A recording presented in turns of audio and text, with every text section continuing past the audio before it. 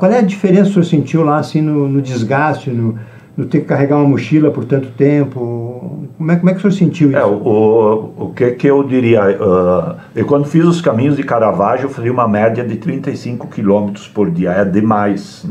Quem quiser fazer, não aconselho. O ideal é o que nós fizemos agora, que para os caminhos de Caravaggio eu fiz em 6 dias. O ideal é fazer em 9 dias, que dá uns 20 e poucos quilômetros por dia. É muito mais tranquilo, porque o que se anda acima dos 25 por dia é fácil machucar pé, ter lesão muscular, e aí o caminho se torna algo penoso e ninguém vai. Eu, quando resolvo fazer um caminho desse, não é para sofrer, é para ir. Né? O meu objetivo é usufruir do caminho, é me divertir, é dar risada, é gostar de ver as coisas, de sentir ali está a primavera na Espanha agora, está tudo florido, as montanhas são cheias de flores, assim, então é espetacular isso. Os carvalhos, tem rotas que a gente anda assim quilômetros no meio de carvalhos e todos eles estavam com a folha verdejando, brotada. É espetacular isso.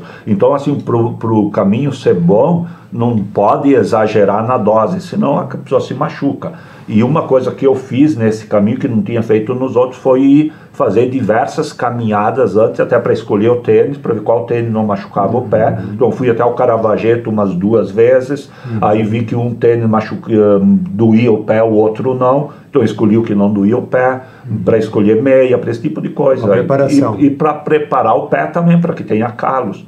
Eu fui logo para a roça. Quando eu trabalhava na roça, eu era lá do Caravaggio, da agricultura, pegava enxada o dia inteiro, não criava bolha. Hoje, juiz, se eu for cuidar de uma horta e trabalhar 2 horas com a enxada, não fica bolha em toda a mão. Então precisa caminhar para criar calo no pé. Muito bem. Eu vou fazer um corte nesses 27 e 26 aqui, para mandar para São Paulo, mas nós vamos continuar o papo aqui mais um pouco. Paulo, dentro disso que o doutor falou, teve alguma contusão, alguma coisa assim que precisou de um cuidado maior durante de todos? Infelizmente teve, e foi logo para mim. Mas o esportista, logo para mim, o Kiko fez uma propaganda tua aqui, Paulinho, como é que é o negócio? Olha, é impressionante. O que houve contigo? Sabe que as pernas, os braços, o tendão, as costas, eles não avisam quando eles vão dar problema, né? E no meu caso eu tive o tendão ali do pé, da perna esquerda, né? Que inchou. Só inchou? Inchou. Mas doía? Mas inchou e daí doía muito. E com quantos quilômetros foi isso? Isso foi já há 3 dias do final da caminhada. Ah, no final. Ainda bem que é no final. Se é no começo, tu ia ter que pegar o avião. Foi muito dolorido. Eu acho que foi o susto com o javali. Teve isso? Sim, o javali enfrentou o Mário e o Paulo. O javali foi no primeiro dia. No primeiro dia. O javali é o encontro deles e o javali se assustou deles. Não, mas isso é real? Foi. E era um javali grande? Era grandão. E daí, como é que saíram dessa? Não, ele fugiu. Ele desviou, né? Ele ficou com medo. Ele não atacou. Não, ele viu os dois e disse, meu Deus. Não, e assim, era um campo, né? E nós estávamos passando no meio de 2 cercas. E o javali estava dentro dessa... passou. Cruzando. Não tinha risco de vida. Não. Padre, e para o padre, assim, que já não é neófito lá, sentiu, qual foi a maior dificuldade que o padre sentiu? A maior dificuldade foi aquele que nós fizemos um dia de muita montanha e com muita chuva. Muita chuva. E frio. E frio também. Mas isso, frio e chuva, eu estou meio acostumado em Cambará, vivi 7 anos no Cambará, eu até me dei bem. Só que, e os tênis aguentaram muito bem, até a subida aguentaram, só que lá em cima deu uma chuva, um torró d'água, aí entrou... E foi o dia mais longo esse? É o dia mais longo. 33 quilômetros. Aí na descida, eu acabei, digamos, força muito os dedinhos.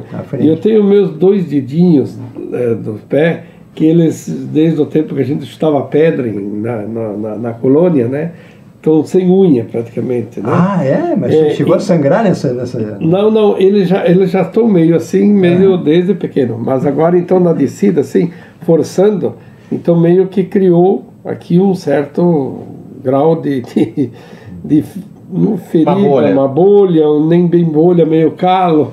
Então ali, vamos dizer, teve uns dias ali que me incomodou um pouco esse... Mas a gente foi, o Mário tinha uns esparadrapos daqueles antigos que me ajudaram bastante, que foi ainda o melhor. Tinha o SAMU anexo. É, o SAMU anexo. Essa questão é muito importante, a questão do calçado. Né? Muito. Porque a gente, os três foi com tênis. E eu sabia que o ideal seria levar uma bota, né? Só que por ela ser mais pesada, eu achar que de repente não ia chover tanto e não ia ser tão íngreme, né? Porque eram subidas de quilômetros. E subidas. E descidas fortes. E descidas. E o problema não é a subida. É a descida, porque o pé escorrega para frente no tênis.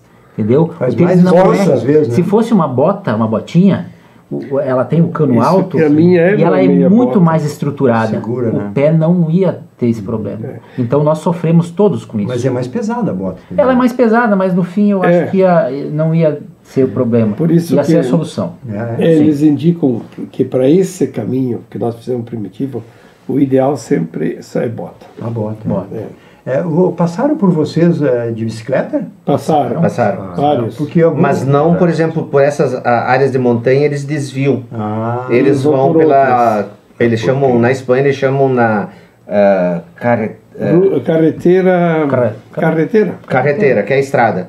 Que é a estrada asfaltada. Não a autoestrada. São as estradas vicinais do interior. Algumas trilhas passavam bicicleta e o pessoal passou por nós. Né? Que eram mais leves. Mas essas do nível do mar até 1.600, 1.800, é muito pedregulho, que tu tem que, no meio do mato... Aí é trilha. Aí teria que ser uma bicicleta apropriada para isso, senão a pessoa não vai de jeito nenhum. Na realidade é assim, ó, a gente saiu da Astúria. Astúria são regiões, né? Tipo estado aqui.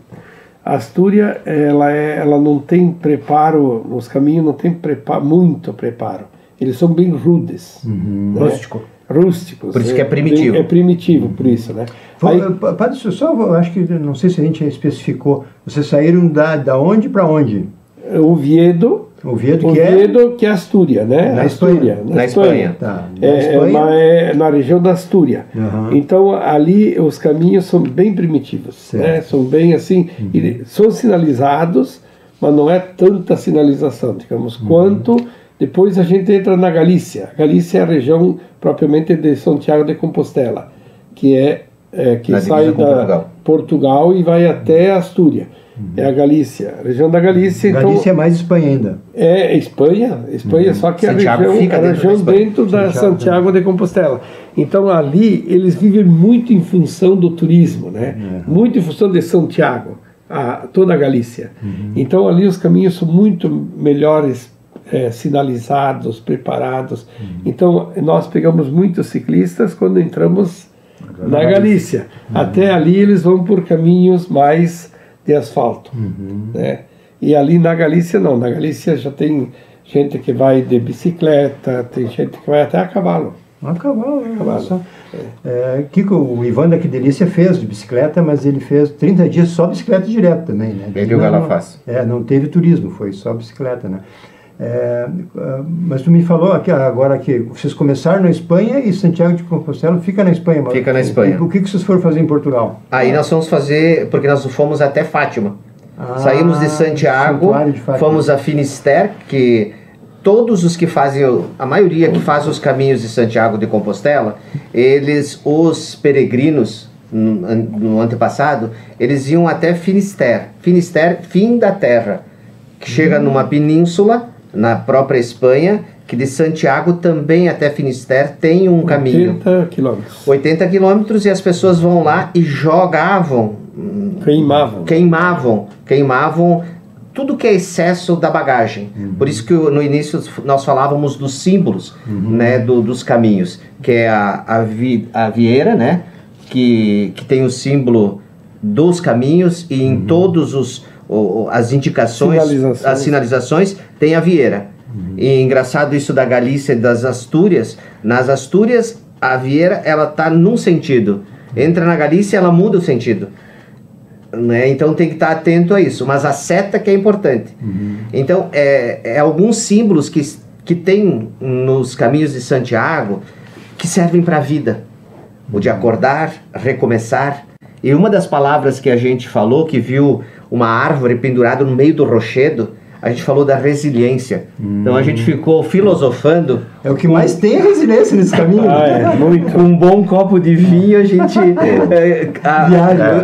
fluía muito as filosofias, mas que serviam de lição para a vida. Então a resiliência e a catarse, né, de uma viagem à espiritualidade, né, um retiro, um voltar para ti. Porque se tu não caminhar, eu não vou caminhar por ti. E vice-versa. E o desapego, né, também, né? E carregar nas tuas costas o que tu consegue carregar. Isso serve para as amizades, carregar contigo o que te faz bem. Claro. O que é ruim não carrega na mochila, que vai ser inútil. As raivas tire fora da vida, não carregue. A questão que na vida, porque ali, tanto nas Astúrias quanto na Galícia, é muito bem sinalizado o caminho. Sim. A pessoa vai só pela seta, sem conhecimento nenhum. Não erra. E não dificilmente erra. Assim, ó, eu tô com o bastão. O senhor trouxe aí um apetrecho aí. Dos apetrechos que é o bastão. Só o senhor levou o bastão? Não, todo mundo. Ele levou nós dois. Cada um. No caminho, assim. Eu estava para acrescentar, só que na vida geralmente não tem essas setas que diz, é por aqui ou por aí. Verdade. Nessa nossa, com 5 botijas de vinho, as ideias fluíam, né? E todos nós somos bons pensadores, né? Não pagamos impostos para falar. Quando um queria falar, tinha que levantar a mão, né? Normal. Principalmente comigo. Em relação a viagem a terminar em Finisterra, tem uma história interessante, porque no passado os reis, os nobres daquela época, eles às vezes não se sujeitavam a fazer o caminho, então eles contratavam ou mandavam pessoas que eram empregados, súditos serviciais, para depois contar pro rei. E aí, para eles terem certeza que a pessoa foi, eles pediam para ele ir até Finisterra, ir lá e pegar uma concha. Então aí tá da onde saiu esse símbolo, a concha. Que é no mar, que é perto do mar. Chegar ao mar. Então ele tinha que chegar ao mar e trazer uma concha. Mas tinha gente vendendo era a prova. Era a prova que ele tinha que levar para mostrar que ele tinha feito o caminho até Santiago, mas ele tinha então que ainda ir até Finisterra e voltar. Esse caminho também tem de Portugal para Espanha? Como é que tem o caminho inglês, tem o caminho francês, tem 2 caminhos portugueses. Sim, mas a Inglaterra é a vizinha deles ali? Não, é o mais longo, é 1000 quilômetros. O francês é 800. Mas um que caminhou conosco, o mineiro, que o Lauro, que caminhou conosco, que é lá de Minas, ele mandou uma foto esses dias lá acho que é do sul da Itália, 3.000 quilômetros. Nossa! 3.400. Nas fotos vai aparecer ele no lado de um desses sinalizadores. E tocando violão também. Nós cantamos no albergue. Mas alguém leva um violão? Não, né? Nas pousadas aí nos albergues tem um violão. E cantamos músicas brasileiras, né? E aí juntou um monte de peregrinos nosso ao redor. E é interessante que nesse albergue O Cândido, que é um dos albergues, é uma coisa meio icônica, né? É um lugar assim que tá mais para um bolicho do que... Quantas pessoas também? Ali eu acho que nós estávamos umas 30. 40. Essa era a média. Aí chegaram 2 senhoras francesas ali que estavam caminhando e alguém disse, ela está de aniversário, e nós cantamos parabéns 72 em português, anos. Espanhol. em italiano, em espanhol, em francês, não, porque nós não sabíamos. De repente, lá no meio do nada, que o albergue ficava bem no meio do nada, veio uma torta para todos os peregrinos. Olha só. E as 2 senhoras... Uma torta para 40 não é uma torta, é um tortão. E as figuras que a gente se cruza, né, nesse caminho é peculiar. De todas as idades. De todas as idades, muito jovens. Muita gente jovem. Tem um país que serve como pontos, né, como créditos na faculdade. Opa! Preencher, levar os... Então, muitos jovens fazendo, pessoas sozinhas. E tem muitos telefones afixados nos albergues, né, que se alguém se sentiu importunado, um respeito pelo peregrino, e as pessoas passam por ti, bom caminho. E vira uma amizade coletiva. Nós começamos em nós 4, e no final chegamos em Santiago de Compostela, eu contei na foto quase 20 pessoas. Era um grupão, então? Não, nós fomos passando o Restel, né? Vamos recolhendo. E tanto é que os amigos de lá vão vir nos visitar. Pô, que bacana isso, né? Agora, vamos fazer uma rodada final. Eu queria pegar de vocês, assim, o mais inusitado, por exemplo, que é dormir no meio de 40, né? Os amigos meus sempre diziam, né? É difícil dormir ali porque cada um tem um tipo de dormir, de ronco, de cheiros, de odores e tal, né? Como é que foi a experiência de vocês do inusitado, doutor Marco? Eu tenho uma certa dificuldade para dormir assim no cotidiano, mas depois de caminhar 30, 25 quilômetros, a pessoa cai e dorme. O negócio é dormir antes. Cadê o Mário? O Mário deitou. Você deitou, já foi. Tranquilo. Eu não tive nenhum problema para dormir. Muito tranquilo, assim. Mas um fato inusitado. Inusitado para mim, por exemplo, é chegar ali em Compostela. Eu tirei a senha lá para receber o meu certificado, era 1.300, que era daquele dia, então mais de 1.300 peregrinos, e você não vê no chão um plástico, não vê um lixo, para ver que os caminhantes, os peregrinos, criam uma consciência de coletividade, de grupo, de vivência e de respeito, que é algo assim, a mim me chamou muito a atenção, porque geralmente onde agrupa a gente já cria lixo para todo lado, não se vê um lixo no lugar que seja. Então, para mim, isso é inusitado e é um aplauso aos caminhantes aí, esse respeito ao outro e à própria natureza. Eu destacaria isso. Paulo, o inusitado, olha, assim, hilário, teve várias coisas que me chamaram a atenção. Uma delas é que eu percebi que tinha muito mais jovem fumando lá do que aqui. O europeu aí, ele fuma bastante. Fuma muito. O americano também fuma. Fuma muito. E outra coisa também que me deixou assim impactado foi como a Europa, né, se preocupa com o bem-estar das pessoas. Por que isso? Por que eu digo isso? Porque assim, lá, eu estava ouvindo até uma matéria no jornal ontem, que a pessoa que mora em São Paulo, dependendo de onde ela mora, demora 5 horas para ir ao serviço. Trânsito. E lá em Madrid, a gente teve um dia que a gente foi conhecer o metrô, foi andar de metrô, e aquilo, tudo bem que era final de semana, mas a gente comentou com o outro, mas como que pode, né, uma cidade desse tamanho ter tão pouca gente, né, rodando, né? Só que quando a gente chegou no metrô, era um formigueiro. Aí tu viu a gente. Lá é uma cidade subterrânea, é muita gente, aquilo é muito grande. Essa? Madrid. Então assim, era linha de trem em cima de linha de trem, eram vários andares, né? Então essas coisas assim que, puxa vida, se aqui tem, por que lá a gente não, né, não pode ter? Não, a gente pode, né? Só que o dinheiro ele é mal gasto, né? Porque não é que não tem dinheiro, ele é mal gasto. E aí, também, né, Paulo? Aqui nós temos 500 anos, eles têm, né? Sim, lógico, mas tem coisas que a gente não precisa passar 2000 anos. A gente copia, né? Então, assim, a Austrália trem, é um exemplo, né?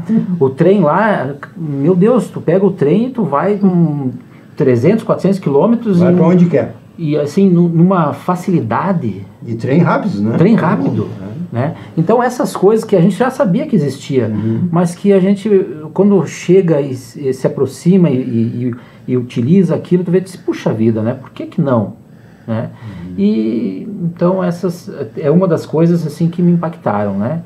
Teve outras, muitas, mas essas duas... Nós precisaria aqui uns 10 programas, né? Para 30 dias, né? Padre, inusitado ou hilário aí, vamos... alegrar o povo que está nos assistindo até agora ali. Assim, a minha experiência inusitada para mim foi, por exemplo, pegar de manhã cedo, ainda à noite, até a tardezinha, quando chegamos no lugar, caminhar o dia inteiro embaixo de uma chuva. Para mim, é inusitado. Nunca imaginei que eu faria isso na minha vida. Porque a ideia assim, diz, também o pessoal comentando ali, quando a gente vive, todo mundo vive perguntando numa paróquia, tem 22 comunidades, então... 22, padre? Pô, tem que correr também, hein? Tem que correr. E o pessoal chega e pergunta, né? Diz, mas tá chovendo, vocês pararam, né? Eu não paramos quando chegamos na posada, né? Quando chegamos lá... Pisoteando barro. Pisoteando barro. Pisoteando barro. Não é fácil. Barro e grama e vai, né? Sobe, Ninguém desce. caiu tombo, não? Graças a Deus, nenhum escorregão para mim. O meu tênis nesse ponto foi 10. Nenhum escorregão. Olha só. Mas um dia de chuva eu nunca tinha feito essa experiência na minha vida. Né? É algo que me chamou a atenção para mim mesmo. E que é possível. E que dá para fazer. É só você encarar. E sair de noite com chuva, como nós saímos. Né? Saíram de noite para quê? De noite. Nós saímos de noite porque a ideia é sempre caminhar, porque ao amanhecer você está caminhando. De madrugada. Madrugadinha. Tipo 6 horas, 5 e meia, né? Tá. Que lá amanhece um pouco mais tarde, que anoitece 9h30, 9h30, nem 9h30 ainda tinha sol, às vezes, conforme. E vai dormir essa hora, mas cansado, né? Cansado. Eu queria perguntar uma outra coisa, assim, porque eu fui de moto daqui ao Rio e de Curitiba a São Paulo, eu fui na chuva o tempo todo, e aquela chuva que bate no capacete, eu me perguntei assim, o que eu estou fazendo aqui? Vocês, em algum momento, tiveram esse pensamento? Eu tive no primeiro, cara, no primeiro eu falei, né, que foi para mim, meu Deus, o que eu estou fazendo aqui? No segundo não. Estou ficando louco. O segundo eu já tinha experiência de 2 outros caminhos, então, mesmo com chuva, isso para mim foi novo, né, mas mesmo assim... Passou. Ninguém teve esse, o que eu estou fazendo aqui, não? Sim. Eu não. Eu também não. Eu já começou bem, porque no primeiro dia que nós fomos para a Ruta del Cares, que na verdade não faz parte do caminho primitivo, mas que vale a pena quem for ir, eu e o Paulo, nós seguimos, são 14 quilômetros ida e 14 volta. 28. Então 28. O Paulo foi o único que fez os 14. Eu fiz 9 e voltei 9, então eu fiz 18. Porque eu ia atrasar e estava escurecendo. Apesar de escurecer. Porque eu não. Imagina, os dois são os lebreiros, eu era a tartaruga. Aí na volta chegamos eu e o Paulo, aí o Paulo seguiu até o final e eu comecei a voltar e ele foi meio que correndo. E na volta chegamos ali na mesa, estava o padre, o Kiko, tinha um português, uma brasileira, o filho deles, todo mundo chorando. Eles tinham casado o português com a brasileira, os dois aqui. O padre se ligou. Na realidade não é bem casado, né? Mas aí ganhamos uma rodada de chopeu e o Paulo participamos da festa do casamento. Mas tá brincando, não. Isso na prática, todo mundo chorando. O senhor realizou o casamento oficial. E se eu te contar, tu que não se emociona, tu vai te emocionar também. Eu me emociono. Na realidade, era 5 anos que eles estavam juntos, né? Já estavam juntos, tinham se conhecido, eles, os dois correm, maratonistas, assim, já de uma certa idade, né? Já tinha passado os 40. 50 também. Ele estava com a aliança dos pais. E ele tinha levado junto as alianças dos pais dele, que tinham falecido os dois.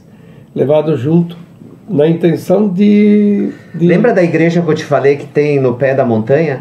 Nessa igreja eles queriam casar. Mas era uma surpresa para a noiva, não? Sim. Mais ou menos. Mas aí eles estavam aquele dia fazendo 5 anos. Aí eles pediram se eu não dava uma benção às alianças. Isso não é o caso, vocês? Não. A benção, e aí eu digo, não, uma benção às alianças, lógico, né? Não tem papel, coisa assim, né? Mas a benção às alianças a gente pode, não tem nenhum problema. Não impede. Não impede eu dar a benção às alianças, né? Não é propriamente o casamento oficial, com papel e tal, mas para eles, simbolicamente, foi isso. Mas o senhor está habilitado. Não, claro, em terras estrangeiras e tal, embora que ela fosse brasileira, né? Então, a gente deu a benção, assim, e, enfim, fizemos um gesto simbólico, assim, da benção e do casamento, digamos assim, né? E lógico, a emoção flora, bem aflora, né? Aí quando a coisa estava assim, bem na emoção, chegam os dois de volta, daí entraram na emoção para comemorar e estavam na rodada da cerveja. 20 quilômetros ida e 20 volta, a pessoa tem o direito à comemoração. Mas não foi a única bênção que o padre Josemar deu. Para um casal mexicano também de Monterrey, também num dos caminhos que terminava numa barragem lindo, um dos dias mais bonitos dos caminhos, né? Que a gente passou por umas colinas todas de flores, com a primavera, assim, aquela imagem que fica na retina dos nossos olhos para sempre. E chega, a gente desce, e aquela descida, que tu vê a cidade lá do outro lado e tu diz assim, pá, a gente vai chegar lá. Parece perto, e daí tu desce até a barragem lá embaixo, mas uma hidrelétrica enorme, e tudo no meio do mato, e sobe, nesse bar tem o carimbo, e aí tu para ali, é um casal brasileiro que tá ali atendendo, e aí chega esse casal mexicano, onde a gente caminhou vários dias, batemos fotos juntos e tal, se cumprimentavam, mas não tinha um vínculo. Chegamos lá, nesse lugar, e eles estavam comemorando 20 anos, né? 20 anos de casa. Não, 28 anos de casa. E daí o padre deu uma outra benção, padre. Claro. Todo mundo. A Paty, então, a mexicana, mas eu acho que a barragem aumentou 1 metro com as lágrimas. De todo mundo, né? Reúne todo mundo, né? Porque tu já tá sensível. Sim. Qualquer coisa é motivo. A tua pergunta no início, Glacir, né? O que foi mais hilário, o que mais toca? Tudo passa a ser muito sensível, né? Uma bolha no pé que tu tem que ir lá e passar a linha para drenar a água em alguém que está caminhando contigo. Então essa solidariedade, um pastor metodista americano que vem e traz chocolate no albergue e distribui. Assim do nada. E ele fala espanhol, fala em inglês. Ele inicia conversando contigo em inglês. Aí tu diz, no speak English. Aí tu começa a puxar um portunhol. Italiano, italiano. Nossa, aí vira uma amizade, né? Porque há uma troca, porque nós servimos vinho para ele e ele trouxe o chocolate. Então, nessa tua pergunta, do que é hilário, o que é... O hilário se torna... inusitado e muito sensível. Pequeno gesto, aquela árvore que tu vê no meio da rocha te leva para uma catarse interna, dizer assim, é que pode, e a gente tem que recomeçar, aquela resiliência de começar e etc. E teve vários, nós 4 mal convivemos junto, uma vez se encontramos, né, para combinar e tá lá e cada individualidade no coletivo se torna um só para caminhar e um ajudar o outro. O Paulo voltando para pegar um celular esquecido, uma blusa perdida que começa a ficar frio, o atraso do voo era para dar tudo errado. O voo daqui de Porto Alegre para São Paulo não 3 horas. Não teve decolagem porque atrasou, era para sair às 6, sair às 9. Isso na saída já. Quase perde a conexão. Perdemos a conexão com uma companhia aérea. Aí a nossa agência de viagem que nos ajudou a organizar foi fantástica. Mas não perde, né? Eles ajeitam, né? Mas não era a mesma companhia. A de Porto Alegre para São Paulo era uma companhia. A de São Paulo para Madrid era outra. E complica. Tinha dado tudo errado. E aí a agência intermediou, porque o atraso foi responsabilidade de uma companhia. Aí a companhia conseguiu colocar nós no mesmo voo. Chegamos lá, não perdemos o hotel em Madrid, porque tudo partia de Madrid. Sim. E aí nós fomos para Toledo, Ávila, todas essas cidades que a gente foi fazendo até chegar na Ruta de Cáriz. Então, esse inusitado, esse hilário, pequenos gestos que acontecem no caminho, de alguém te ajudar a te alcançar a água de um... Por exemplo, em Toledo, que nós paramos no lugar... Toledo é uma cidade medieval que foi sede da igreja da igreja católica, no tempo que houve uma cisão da igreja católica aí pelo ano 1000, eles têm uma espécie de um Vaticano ali em Toledo, e toda cheia. Mas não é pouca gente que mora ali. É bastante. É muito famoso Toledo, né? Muito famoso. E aí nós visitamos a cidade, e depois nós pegamos o carro, subimos uma montanha e dissemos, que lugar lindo para nós almoçar, e nós tínhamos uns vinhos junto ali, tinha um almoço ali que nós tínhamos comprado no mercado, paramos aí no lugar. Quem disse que nós tínhamos saca-rolha junto? E agora, o Nilminho? É Mas daí, isso aí serviu para botar para baixo E o cara de pau. Aí tinha um casalzinho aí almoçando numas mesinhas, aí você fala que eles têm um saca-rolha. Aí eu fui lá e perguntei, por gentileza. Aí eles falavam espanhol, o Mário morou na Argentina, daí fala bem o espanhol, já era nosso intérprete aí. Sim. Aí facilitou tudo. Alguém fala inglês, alguma coisa? Não. Mas não precisa, né? Não precisa. Não. Bota no tradutor automático, Claro. falava com um belga, falava Sim, com um sim. holandês, Com alemão. com alemão, que é difícil. Fizemos amizade com os alemães. Tinha um da Ucrânia, tinha um russo. Olha só. O russo de 2 metros de altura. Mas lá estavam juntos. Sim, tranquilo. Lá não é guerra. E todos contra a guerra, né? Porque Claro. quem devia guerrear são os dois Quem tá no- presidentes. Claro. quem tá O no povo não tem caminho- nada a ver. Quem está no caminho é contra a guerra. Todos, né? Todos. É isso aí. A gente que pensa, né? A gente que está acima. Gente, eu vou fazer 2 programas. Parte 1 e parte 2. Certo. Aí eu vou deixar com vocês a rodada final. Vamos começar daqui para lá. Sempre foi o último. Vamos começar um recado final para quem está nos vendo. Olhando para a câmera 2, todo mundo aí, tá? Kiko, o que tu passa? Primeiro, agradecer, Glacier, a oportunidade agradecer nada, nós que de estar agradecemos, aqui. não precisa. E eu convido as pessoas a fazer. A oportunidade que você tem de fazer um caminho, qualquer caminhada, vai e faça. Que ninguém vai caminhar por você, todo dia. Isso é recomeçar. Acordar, recomeçar, caminhar. Faça o caminho, nem que seja 5 quilômetros o primeiro dia, 10 o segundo, e assim vá caminhando. Você vai pegar o gosto pelo caminho. Se você não gosta de caminhar sozinho, convide um amigo, uma amiga, quem você quiser. E isso faz bem, porque você deixa de entrar na rotina, você vai fazer algo diferente. E carregue água na mochila. Leve um cajado. Observe a seta que você quer chegar, ou no caminho que você quer chegar. E isso vai fazer com que a sua vida mude. É fantástico o fato de caminhar. Nascemos nômades. Segundo o ensinamento do Padre Josemar, o povo só parou de ser nômade para enterrar seus mortos. A sociedade passou a viver ao redor dos cemitérios. Bem, tem um discurso já meio de, né? Padre, a sua... Bom, pegando o gancho do nosso amigo Kiko aí, né? Realmente é um desafio para a gente, né?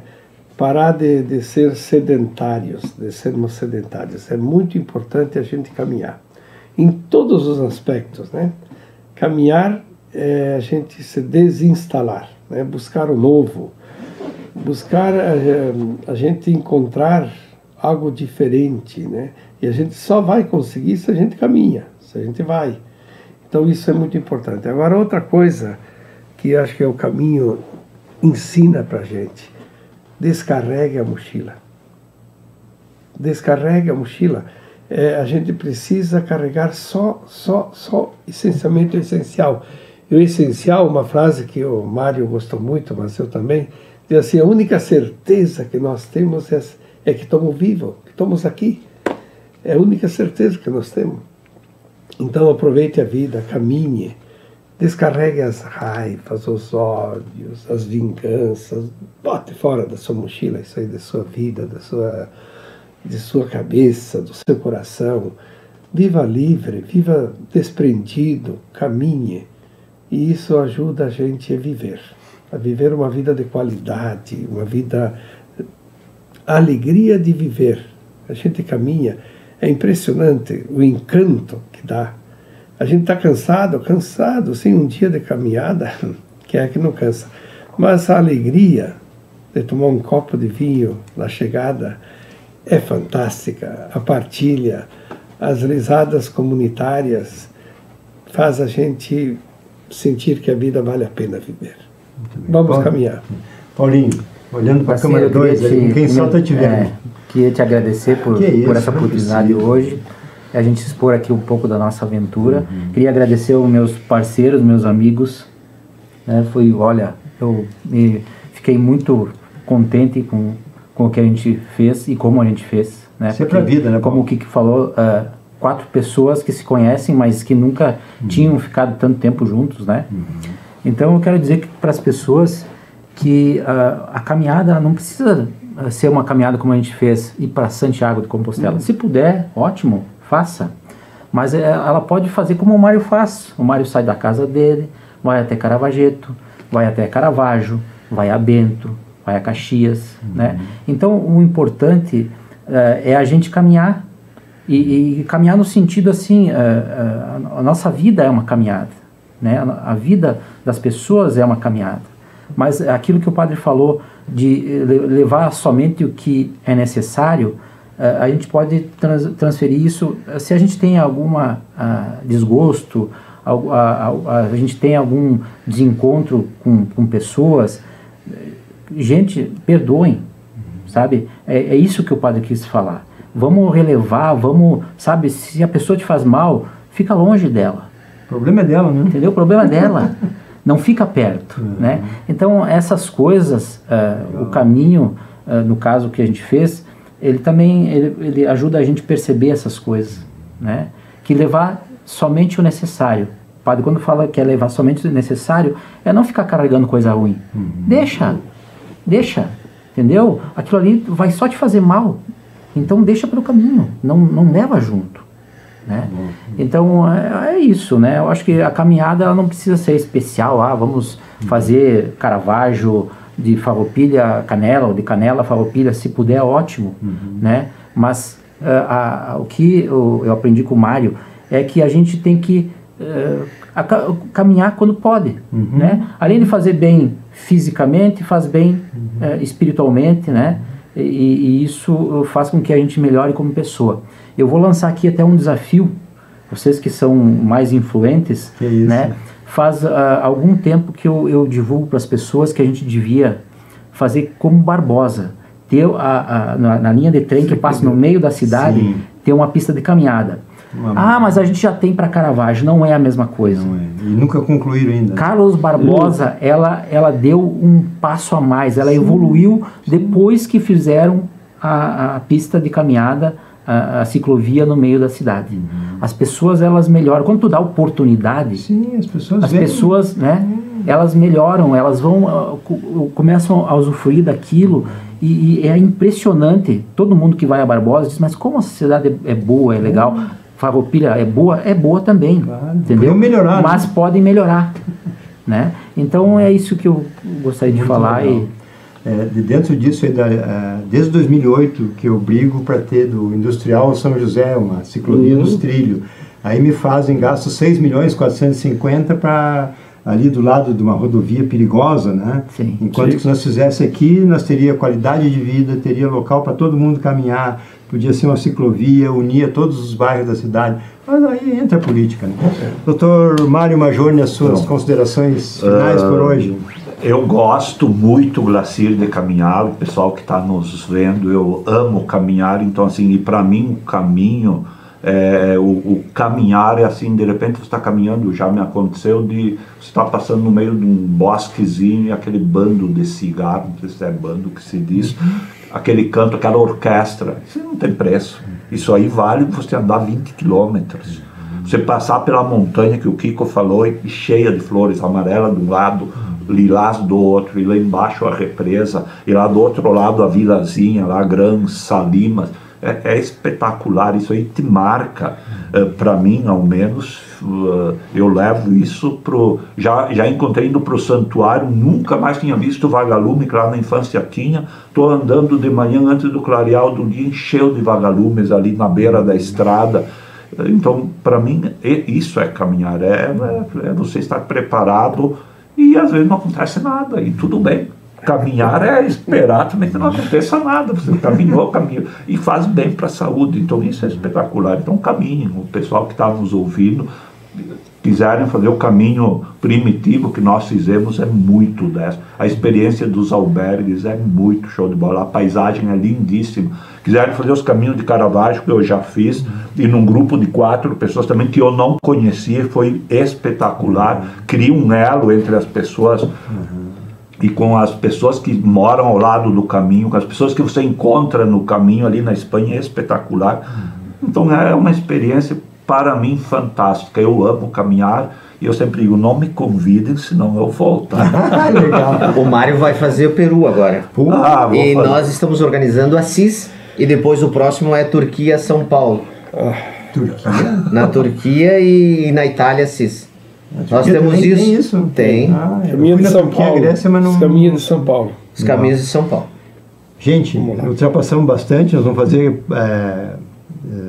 programa 1 e programa 2, e eu quero reforçar o seguinte: faz mais de 15 anos que eu tento juntar um grupo, eu queria ir de bicicleta, mas agora eu vou fazer a pé, não sei quando, mas vou fazer. Nos convide. No ano que vem não eu vou. convida o Mário, é capaz dele ir. Até o final do ano que vem eu vou, porque realmente... Não convida o Mário que ele vai. Realmente eu fiz Santo Antônio, já faz mais de 15 anos que eu fiz Santo Antônio, era o começo do negócio lá, até foi a agência que, a Mari, da Nossa Serra, que indicou ali.